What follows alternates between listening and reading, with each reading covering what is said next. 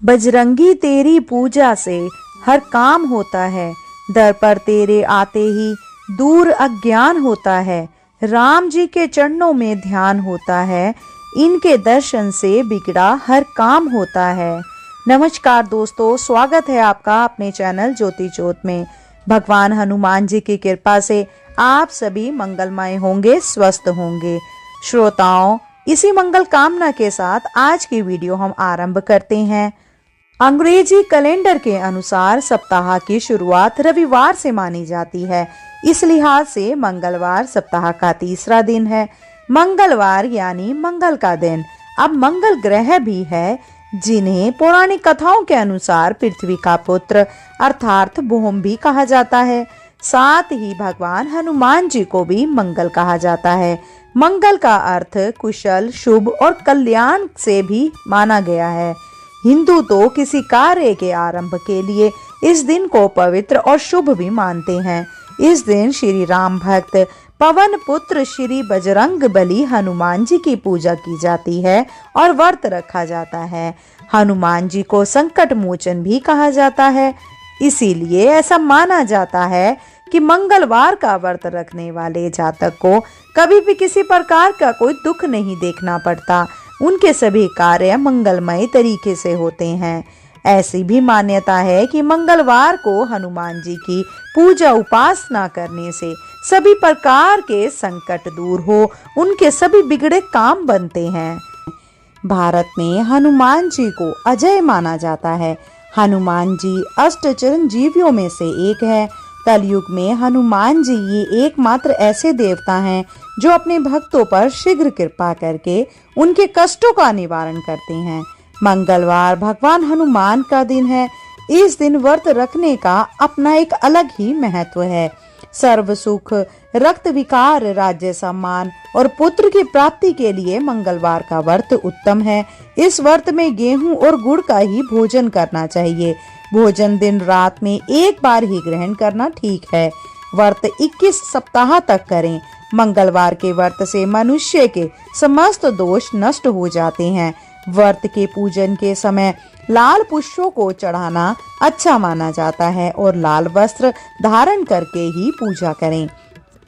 अंत में हनुमान जी की पूजा करनी चाहिए तथा मंगलवार की कथा अवश्य सुननी चाहिए।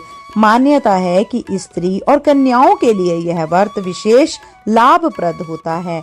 उनके लिए पति के अखंड सुख और संपत्ति की प्राप्ति होती है। श्रोताओं, अब हम कथा आरंभ करते हैं। एक नगर में एक वृद्धा रहती थी। उसका एक ही पुत्र था। उस वृद्धा की हनुमान जी पर बहुत गहरी आस्था थी। वह हर मंगलवार का व्रत रखती थी और हनुमान जी की पूजा आराधना करती थी। एक बार हनुमान जी ने अपनी भक्ति में उस वृद्ध महिला की श्रद्धा का परीक्षण करने का विचार किया। हनुमान जी साधु का वेश धारण कर वृद्धा के घर गए और पुकारने लगे कि है कोई हनुमान भक्त जो हमारी इच्छा पूर्ण करे। तब आवाज उस वृद्धा के कानों में पड़ी। पुकार सुनकर वृद्धा जल्दी से बाहर आई और साधु को प्रणाम कर बोली, आज्ञा महाराज। हनुमान वेशधारी साधु बोले, मैं भूखा हूँ, भोजन करूंगा, तुम थोड़ी सी जमीन लीप दो। वृद्धा दुविधा में पड़ गई। अंततः हाथ जोड़कर बोली, महाराज, लीपने और मिट्टी खोदने के अतिरिक्त आप कोई और दूसरी आज्ञा दें तो मैं अवश्य पूर्ण करूंगी। साधु ने 3 बार प्रतिज्ञा कराने के बाद कहा, तू अपने बेटे को बुला, मैं उसकी पीठ पर आग जलाकर भोजन बनाऊंगा। यह सुनकर वृद्धा घबरा गई, परंतु वह प्रतिज्ञा बद्ध थी। उसने अपने पुत्र को बुलाकर साधु को सौंप दिया। साधु वेशधारी हनुमान जी ने वृद्धा के हाथों से ही उसके पुत्र को पेट के बल लिटाया और उसकी पीठ पर आग लगवा दी। आग जलाकर दुखी मन से वृद्धा अपने घर में चली गई। इधर भोजन बनाकर साधु ने वृद्धा को बुलाकर कहा कि उनका भोजन बन गया है, तुम अपने पुत्र को पुकारो ताकि वह भी आकर भोग लगा ले। इस पर वृद्धा बोली, उसका नाम लेकर मुझे और कष्ट ना दें।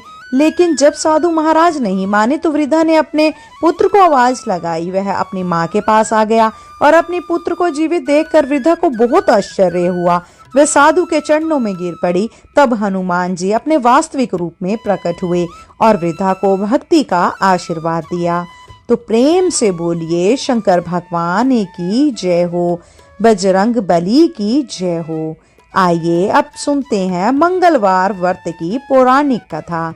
एक बार नैमिषारण्य तीर्थ में 8 हज मुनि एकत्र होकर पुराणों के ज्ञाता श्री सूत जी से पूछने लगे, हे महामुने, आपने हमें अनेक पुराणों की कथा सुनाई है। अब कृपया करके हमें ऐसा व्रत और कथा बताएं जिसके करने से संतान की प्राप्ति हो तथा मनुष्य को रोग शोक अग्नि सर्व दुख आदि का भय दूर हो, क्योंकि कलयुग में सभी जीवों की आयु बहुत कम है। फिर इस पर उन्हें रोग चिंता के कष्ट लगे रहेंगे तो भी वह श्री हरि चरणों में अपना ध्यान कैसे लगा सकेंगे। श्री सूत जी बोले, हे मुनियों, आपने तो कल्याण के लिए बहुत ही उत्तम बात पूछी है। एक बार युधिष्ठिर ने भगवान श्री कृष्ण से लोक कल्याण के लिए यही प्रश्न किया था। भगवान श्री कृष्ण और युधिष्ठिर का संवाद तुम्हारे सामने कहता हूँ, ध्यान पूर्वक सुनो। एक समय पांडवों की सभा में श्री कृष्ण जी बैठे हुए थे। तब युधिष्ठिर ने भगवान श्री कृष्ण से प्रश्न किया कि हे प्रभु नंद नंदन, आपने मेरे लिए अनेकों कथाएं सुनाई हैं। आज आप कृपया करके ऐसा व्रत या कथा सुनाएं जिसके करने से मनुष्य को रोग चिंता का भय समाप्त हो जाए और उसको पुत्र की प्राप्ति हो। हे प्रभु, बिना पुत्र जीवन व्यर्थ है। पुत्र के बिना मनुष्य नरकगामी होता है। पुत्र के बिना मनुष्य पितृ ऋणी से छुटकारा नहीं पा सकता और ना ही उसका पुण्यक नामक नरक से उद्धार हो सकता है। अंतः पुत्रदायक व्रत बताएं। श्री कृष्ण भगवान बोले, हे राजन, मैं एक प्राचीन इतिहास सुनाता हूँ, आप उसे ध्यान पूर्वक सुनो। कुंडलपुर नामक एक नगर था। उसमें नंदा नामक एक ब्राह्मण रहता था। भगवान की कृपा से उसके पास सब कुछ था, फिर भी वह दुखी था। इसका कारण यह था कि ब्राह्मण की स्त्री सुनंदा कोई संतान नहीं थी। सुनंदा पतिव्रता थी, भक्ति पूर्वक श्री हनुमान जी की आराधना करती थी। मंगलवार के दिन व्रत करके अंत में भोजन बनाकर हनुमान जी की आराधना करती थी। मंगलवार के दिन व्रत करके अंत में भोजन बनाकर हनुमान जी को भोग लगाने के बाद स्वयं भोजन करती थी। एक बार मंगलवार के दिन ब्राह्मणी गृह कार्य की अधिक के कारण हनुमान जी को भोग नहीं लगा सकी, तो इस पर उसे बहुत ही दुख हुआ। उसने कुछ भी नहीं खाया और अपने मन में प्रण किया कि अब तो अगले मंगलवार को ही हनुमान जी को भोग लगाकर अन्न और जल ग्रहण करूंगी। ब्राह्मणी सुनंदा प्रतिदिन भोजन बनाती, श्रद्धा पूर्वक पति को खिलाती, परंतु स्वयं भोजन नहीं करती और मन ही मन श्री हनुमान जी की आराधना साधना करती थी। इसी प्रकार 6 दिन गुजर गए और ब्राह्मणी सुनंदा अपने निश्चय के अनुसार भूखी प्यासी निराहार रही। अगले मंगलवार को ब्राह्मणी सुनंदा प्रातःकाल ही बेहोश होकर गिर पड़ी। ब्राह्मणी सुनंदा की इस असीम भक्ति के प्रभाव से श्री हनुमान जी बहुत प्रसन्न हुए और प्रकट होकर बोले, सुनंदा, मैं तेरी भक्ति से बहुत प्रसन्न हूँ, तू उठ और वर मांग। सुनंदा अपने आराध्य देव श्री हनुमान जी को देखकर आनंद की अधिकता से विबल होकर श्री हनुमान जी के चरणों में गिरकर बोली, हे प्रभु, मेरी कोई संतान नहीं है, कृपया करके पुत्र और कन्या प्रदान करें, आपकी अति कृपा होगी। श्री महावीर जी बोले, तेरी इच्छा पूर्ण होगी, तेरे एक कन्या पैदा होगी, उसके अष्टांग प्रतिदिन सोना दिया करेंगे। इस प्रकार कहकर श्री महावीर जी अंतर्ध्यान हो गए।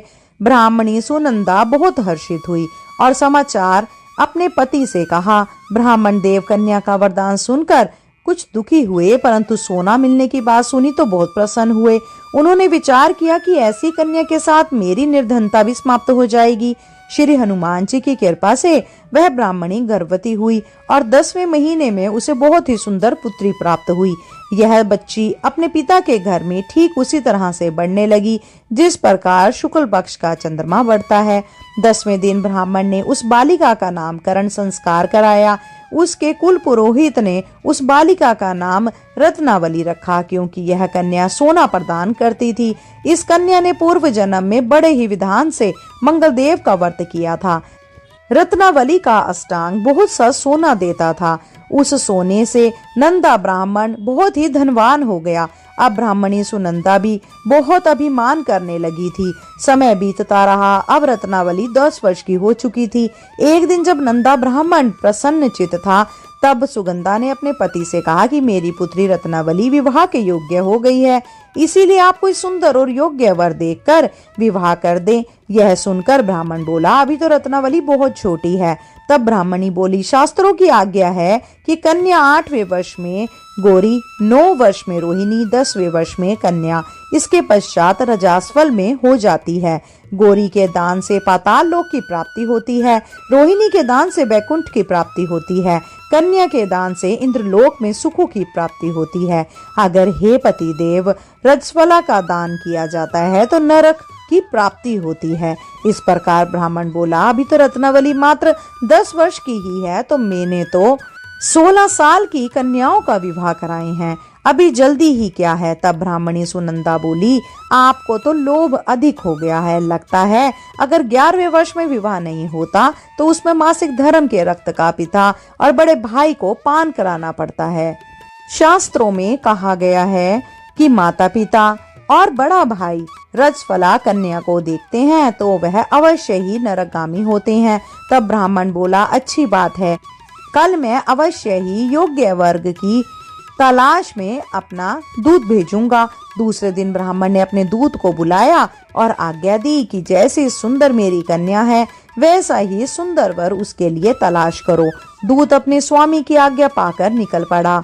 पंपई नगरी में उसने एक सुंदर लड़के को देखा। यह बालक एक ब्राह्मण परिवार का बहुत गुणवान पुत्र था।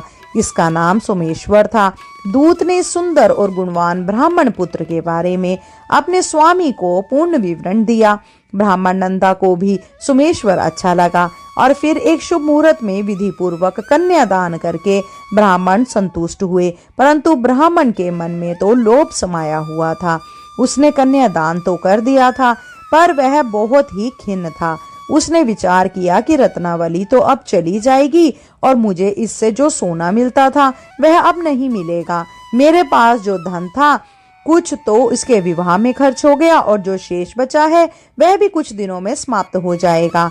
मैंने तो इसका विवाह करके बहुत बड़ी भूल कर दी है। अब कोई ऐसा उपाय हो कि रत्नावली मेरे घर में ही बनी रहे, अपनी ससुराल ना जाए। लोभ रूपी राक्षस ब्राह्मण के मस्तिष्क पर छाता जा रहा था। रात भर अपनी शैया पर बेचैनी से करवट बदलते बदलते उसने बहुत ही क्रूर निर्णय लिया। उसने विचार किया कि जब रत्नावली को उसका पति सोमेश्वर अपने घर के लिए जाएगा लेकर तो वह मार्ग में छिपकर सोमेश्वर का वध कर देगा और अपनी कन्या को अपने घर ले आएगा, जिससे नियमित रूप से उसे सोना भी मिलता रहेगा और समाज का कोई मनुष्य उसे दोष भी नहीं दे सकता। जब अगले दिन सुबह हुई तो नंदा और सुनंदा ने अपनी जमाई और लड़की को बहुत सारा धन देकर विदा किया। सोमेश्वर अपनी पत्नी रत्नावली को लेकर ससुराल से अपने घर की तरफ चल दिया। ब्राह्मण नंदा महालोभ के वशीभूत होकर अपनी मति खो चुका था। पाप पुण्य का उसे विचार ही नहीं रहा था। अपने भयानक और क्रूर निर्णय को कार्य रूप देने के लिए उसने अपने दूत को मार्ग में अपनी जमाई का वध करने के लिए भेज दिया था, ताकि रत्नावली से प्राप्त होने वाला सोना उसे हमेशा मिलता रहे और वह कभी निर्धन ना हो सके। ब्राह्मण के दूत ने अपने स्वामी की आज्ञा का पालन करते हुए उसके जमाई सोमेश्वर का मार्ग में ही वध कर दिया। समाचार प्राप्त कर ब्राह्मण नंदा मार्ग में पहुंचा और रोती हुई अपनी पत्नी रत्नावली से बोला, हे पुत्री, मार्ग में लुटेरों ने पति का वध कर दिया है। भगवान की इच्छा के आगे किसी का वश नहीं चलता है। अब तू घर चल, वहीं पर आकर रहना, शेष जीवन व्यतीत करना। जो भाग्य में लिखा है वही होगा। अपने पति की अकाल मृत्यु से रत्नावली बहुत दुखी हुई। करुण कंदन और रुदन करती हुई अपने पिता से बोली कि हे पिताजी, इस संसार में जिस स्त्री का पति नहीं है उसका जीना व्यर्थ है। मैं अपने पति के साथ ही अपने शरीर को जला दूंगी और सती होकर अपने इस जन्म को, माता पिता के नाम को और सास ससुर के यश को सार्थक करूंगी। ब्राह्मण नंदा अपनी पुत्री रत्नावली के वचनों को सुनकर बहुत दुखी हुआ। विचार करने लगा कि मैंने व्यर्थ ही जमाई वध का पाप अपने सिर पर ले लिया। रत्नावली तो उसके पीछे अपने प्राण तक देने को तैयार है। मेरा तो दोनों तरफ से मरण हो गया। धन तो अब मिला नहीं, जमाई वध के पाप के फलस्वरूप यम यातना भुगतनी पड़ेगी। यह सोचकर वह बहुत ही दुखी हुआ।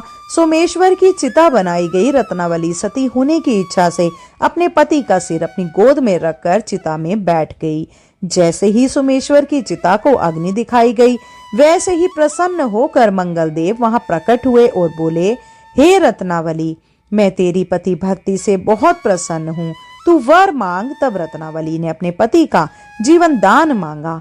मंगलदेव बोले, रत्नावली, तेरा पति अजर अमर है, यह महाविद्वान भी होगा और इसके अलावा तेरी जो इच्छा हो वह वर मांग। तब रत्नावली बोली कि हे ग्रहों के स्वामी, यदि आप मुझ पर प्रसन्न हैं तो मुझे यह वरदान दीजिए कि जो मनुष्य मंगलवार के दिन प्रातःकाल लाल पुष्प लाल चंदन से पूजा करके आपका स्मरण करेगा, उसको रोग व्याधि नहीं होगी, स्वजनों से कभी वियोग नहीं होगा, सर्प अग्नि तथा शत्रुओं का भय नहीं रहेगा, और जो स्त्री मंगलवार का व्रत करेगी वह कभी विधवा नहीं होगी। मंगलदेव ने तथास्तु कहकर अंतर्ध्यान हो गए। सोमेश्वर मंगलदेव की कृपा से जीवित हो उठा। रत्नावली अपने पति को पुनः प्राप्त कर बहुत प्रसन्न हुई और मंगलदेव का व्रत प्रत्येक मंगलवार को करके व्रतराज और मंगलदेव की कृपा से इस लोक में सुख ऐश्वर्य को भोगते हुए अंत में अपने पति के साथ स्वर्ग लोक को प्राप्त हुई। प्रेम से बोलिए जय श्री हनुमान जी, बोलिए जय श्री राम। श्रोताओं, आइए अब सुनते हैं श्री राम नाम की महिमा। लंकापति रावण के वध के बाद जब अयोध्यापति प्रभु श्री राम की कीर्ति दूर दूर तक फैल रही थी और वह मर्यादा पुरुषोत्तम कहलाने लगे थे, तब एक दिन महादेव शिव की इच्छा से मर्यादा पुरुषोत्तम श्री राम से मिलने की इच्छा हुई। पार्वती जी को संग लेकर महादेव जी कैलाश पर्वत से उत्तरक अयोध्या नगरी के रास्ते पर चल पड़े। भगवान शिव और माँ पार्वती को अयोध्या आया देखकर राम जी बहुत प्रसन्न हुए। माता जानकी ने उनका उचित आदर सत्कार किया और स्वयं भोजन बनाने के लिए रसोई में चली गई। इस बीच भगवान शिव ने श्री राम जी से पूछा, आपके सेवक हनुमान जी दिखाई नहीं दे रहे हैं। तब श्री राम बोले, वे बगीचे में हैं। शिव जी ने श्री राम जी से बगीचे में जाने की अनुमति मांगी और पार्वती जी का हाथ पकड़कर बगीचे में आ गए। बगीचे की खूबसूरती देखकर उनका मन मोहित हो गया। आम के एक घने वृक्ष के नीचे हनुमान जी दीन दुनिया से बेखबर गहरी नींद में सोए हुए थे और एक लय में खर्राटों से राम नाम की ध्वनि उठ रही थी। चकित होकर शिवजी जी और माता पार्वती एक दूसरे की ओर देखने लगे। माता पार्वती मुस्कुरा उठी और वृक्ष की डालियों की ओर इशारा किया। राम नाम सुनकर पेड़ की डालियां भी झूमने लगी थी और इनके बीच से भी राम नाम उच्चारित हो रहा था। शिव जी इस राम नाम की धुन में मस्त मगन होकर खुद भी राम राम कहकर नाचने लगे। माता पार्वती जी ने भी अपने पति का अनुसरण किया और अपने कोमल पैर थिरकाने लगी। शिवजी जी और माता पार्वती जी के नृत्य से ऐसी झनकार उठी कि स्वर्ग लोक के देवतागण भी आश्रित होकर बगीचे में आ गए और राम नाम की धुन में सभी मस्त हो गए। माता जानकी भोजन तैयार करके प्रतीक्षा कर रही थी, परंतु संध्या गिरने पर भी अतिथि नहीं पधारे। तब अपने देवर लक्ष्मण जी को बगीचे में भेजा। लक्ष्मण जी तो स्वयं को श्री राम का सेवक ही मानते थे, इसीलिए बगीचे में आकर जब उन्होंने धरती पर स्वर्ग का नजारा देखा तो स्वयं भी राम नाम की धुन में झूम उठे। महल में माता जानकी जी परेशान हो रही थी और अभी तक भोजन ग्रहण करने कोई भी क्यों नहीं आया। उन्होंने श्री राम जी से कहा कि भोजन ठंडा हो रहा है, चलिए हम ही जाकर बगीचे में से सभी को ले आएं। तब जब राम जी बगीचे में गए तो वहां राम नाम की धूम मची हुई थी। हनुमान जी गहरी नींद में सोए हुए थे और उनके खराटों से अभी तक राम नाम ही निकल रहा था। श्री राम भाव बेवल हो उठे। राम जी ने हनुमान जी को नींद से जगाया और प्रेम से उनकी तरफ निहारने लगे। हनुमान जी प्रभु को आया देखकर शीघ्रता से उठकर खड़े हो गए। नृत्य की सभा भंग हो गई। शिव जी खुले कंठ से हनुमान जी की राम भक्ति की सराहना करने लगे। हनुमान जी सकुचाए लेकिन मन ही मन खुश हो रहे थे। श्री सिया राम ने भोजन कराने का आग्रह भगवान शिव जी से किया। सभी लोग महल में भोजन करने के लिए चल पड़े। माता जानकी जी भी भोजन बनाने लगी। हनुमान जी को भी श्री राम जी ने पंक्ति में बैठने का आदेश दिया। हनुमान जी बैठ तो गए, परंतु आदत ऐसी थी कि राम जी के भोजन परोसने के उपरांत ही सभी लोग भोजन करते थे। आज श्री राम के आदेश से पहले भोजन करना पड़ रहा था। माता जानकी हनुमान जी को भोजन परोसने जा रही थी, परंतु हनुमान जी का पेट ही नहीं भर रहा था। सीता जी कुछ समय तो उन्हें भोजन परोसती रही, फिर समझ गई कि इस तरह तो हनुमान जी का पेट नहीं भरेगा। उन्होंने तुलसी जी के एक पत्ते पर राम नाम लिखा और भोजन के साथ हनुमान जी को परोस दिया। तुलसी पत्र खाते ही हनुमान जी को संतुष्टि मिली और वह भोजन खाकर उठ खड़े हो गए। भगवान शिव शंकर ने प्रसन्न होकर हनुमान जी को आशीर्वाद दिया कि आपकी राम भक्ति युगों युगों तक याद की जाएगी और आप संकट मोचन के नाम से जाने जाएंगे। श्रोताओं, आइए अब सुनते हैं श्री हनुमान जी की एक पौराणिक कथा, मंगलवार व्रत की कथा। एक ब्राह्मण दंपति के कोई संतान ना हुई थी, जिसके कारण पति पत्नी दुखी थे। वह ब्राह्मण हनुमान जी की पूजा हेतु वन में चला गया। वह पूजा के साथ महावीर जी से एक पुत्र की कामना प्रकट किया करता था। घर पर उसकी पत्नी मंगलवार व्रत पुत्र की प्राप्ति के लिए किया करती थी। मंगलवार के दिन व्रत के अंत में भोजन बनाकर हनुमान जी को भोग लगाने के बाद ही स्वयं भोजन ग्रहण करती थी। एक बार कोई व्रत आ गया जिसके कारण ब्राह्मणी भोजन ना बना सकी। तब हनुमान जी को भोग भी नहीं लगा। वह अपने मन में ऐसा प्रण करके सो गई कि अब अगले मंगलवार को ही हनुमान जी को भोग लगाकर अन्न ग्रहण करेंगी। वह भूखी प्यासी 6 दिन पड़ी रही। मंगलवार के दिन तो उसे मूर्छा आ गई। तब हनुमान जी ने उसकी लगन और निष्ठा को देखकर अति प्रसन्न हो गए। उन्होंने उसे दर्शन दिए और कहा कि मैं तुमसे अति प्रसन्न हूँ। मैं तुमको एक सुंदर बालक देता हूँ जो तेरी बहुत सेवा किया करेगा। हनुमान जी मंगलवार को बाल रूप में उसको दर्शन देकर अंतर ध्यान हो गए। सुंदर बालक पाकर ब्राह्मणी अति प्रसन्न हुई। ब्राह्मणी ने बालक का नाम मंगल रखा। कुछ समय पश्चात ब्राह्मण वन से लौट कर आया। प्रसन्नचित सुंदर बालक घर में क्रीड़ा करते देखकर वह ब्राह्मण पत्नी से बोला, यह बालक कौन है? पत्नी ने कहा, मंगलवार के व्रत से प्रसन्न हो हनुमान जी ने दर्शन दे मुझे बालक दिया है। पत्नी की बात छल से भरी जान उसने सोचा यह कुलटा व्यभिचारिणी अपनी कुलसा छुपाने के लिए बात बना रही है। एक दिन उसका पति कुएं पर पानी भरने चला तो पत्नी ने कहा कि मंगल को भी साथ ले जाओ। वह मंगल को साथ ले चला और उसको कुएं में डालकर वापस पानी भरकर घर आया तो पत्नी ने पूछा कि मंगल कहाँ है। तभी मंगल मुस्कुराता हुआ घर आ गया। उसको देख ब्राह्मण आश्चर्यचकित हुआ। रात्रि में उसके पति से हनुमान जी ने स्वप्न में कहा, यह बालक मैंने दिया है, तुम पत्नी को उल्टा क्यों कहते हो? पति यह जानकर हर्षित हुआ। फिर पति पत्नी मंगलवार का व्रत रख अपने जीवन आनंद पूर्वक व्यतीत करने लगे। जो मनुष्य मंगलवार की व्रत कथा को पढ़ता या सुनता है और नियम से व्रत रखता है, उसे हनुमान जी की कृपा से सभी कष्ट दूर होकर सर्व सुखों की प्राप्ति होती है। हनुमान जी एक ऐसे देवता हैं, थोड़ी सी प्रार्थना और पूजा से शीघ्र प्रसन्न हो जाते हैं। शायद ही कोई ऐसा व्यक्ति हो जो इन्हें ना जानता हो। हनुमान जी भगवान राम के अनन्य भक्त थे। शनिवार और मंगलवार का दिन इनके पूजन के लिए सर्वश्रेष्ठ माना जाता है। अगर आप अपनी परेशानियों से निजात पाना चाहते हैं तो आप इन व्रतों को अवश्य कीजिए। शीघ्र ही आपके सारे कष्ट दूर होकर आपको सुखों की अनुभूति होगी। आइए अब सुनते हैं राम नाम की महिमा की एक और कहानी। महादेव जी को एक बार बिना कारण के किसी को प्रणाम करते देखकर पार्वती जी ने पूछा, आप किसको प्रणाम करते रहते हैं?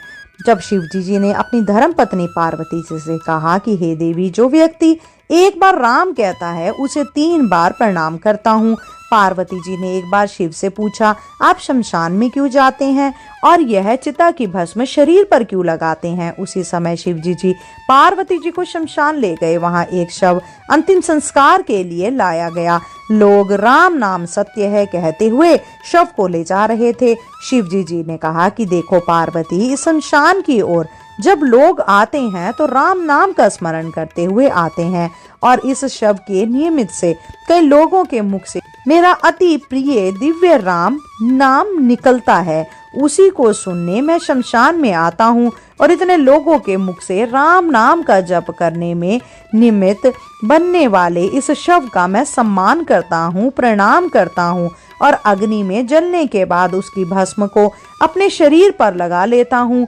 राम नाम बुलवाने वाले के प्रति मुझे इतना प्रेम है। एक बार शिव जी कैलाश पर पहुंचे और पार्वती जी से भोजन मांगा। तब पार्वती जी विष्णु सहस्त्र नाम का पाठ कर रही थी। पार्वती जी ने कहा कि अभी पाठ पूरा नहीं हुआ है, कृपया थोड़ी देर प्रतीक्षा कीजिए। तब शिव जी ने कहा कि इसमें तो समय और श्रम दोनों लगेंगे। संत लोग जिस तरह से सहस्त्र नाम को छोटा कर लेते हैं और नित्य जपते हैं, वैसा उपाय कर लो। तो पार्वती जी ने पूछा कि वह उपाय कैसे करते हैं, मैं सुनना चाहती हूँ। तो शिव जी ने बतलाया, केवल एक बार राम कह लो, तुम्हें सहस्त्र नाम भगवान के 1000 नाम लेने का फल मिल जाएगा। एक राम नाम 1000 दिव्य नामों के समान है। तब पार्वती जी ने वैसा ही किया। भगवान बोले, श्री राम राम रामेति रमे रामे मनोरमे सहस्त्र नाम तत्तुल्यम राम नाम वरानने। यह राम नाम सभी आपदाओं को हरने वाला है, सभी संपदाओं को देने वाला दाता है, सारे संसार को विश्राम या शांति प्रदान करने वाला है। इसीलिए मैं इसे बार बार प्रणाम करता हूँ। भवसागर की सभी समस्याओं और दुखों की बीजों को भूज में रखने वाला, समूल नष्ट कर देने वाला, सुख संपत्तियों को अर्जित करने वाला, यमदूतों को खदेड़ने वाला केवल राम नाम का जप है। इसीलिए प्रयास पूर्वक स्वयं भी राम नाम जपते रहना चाहिए और दूसरों को भी प्रेरित करके राम नाम जपाना चाहिए। इससे आप अपना और दूसरों का तुरंत कल्याण कर सकते हैं। यही सबसे दुर्लभ और अचूक उपाय है। इसीलिए हमारे देश में प्रणाम राम राम कहकर किया जाता है। बोलिए संकट मोचन बजरंग बली की जय, प्रभु रामचंद्र की जय। श्रोताओं, आज की कथा में इतना ही। मैं आशा करती हूँ कि मेरे द्वारा सुनाई गई प्रभु हनुमान जी की कथा का आपने आनंद लिया होगा। अगर आपको यह वीडियो पसंद आई हो तो कृपया करके वीडियो को लाइक और शेयर करें और अगर आप चैनल पर हैं नए तो कृपया करके चैनल को सब्सक्राइब अवश्य करें। शीघ्र मिलते हैं नई वीडियो और नई जानकारी के साथ। जब तक के लिए जय श्री कृष्णा, राधे राधे।